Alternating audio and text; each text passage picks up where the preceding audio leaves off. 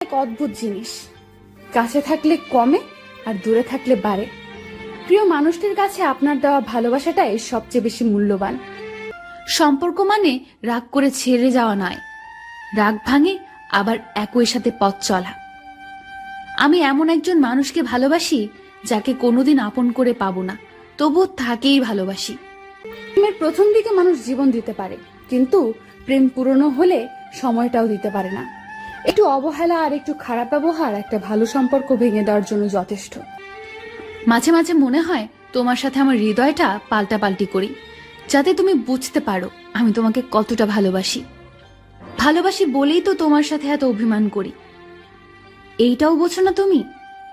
অতিরিক্ত চঞ্চল মেয়েগুলো জীবনে অনেক বেশি আঘাত পায়।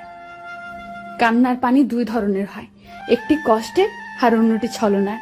তুমি কেন বুঝতে পারো না? তুমি কথা না বললে আমার খুব কষ্ট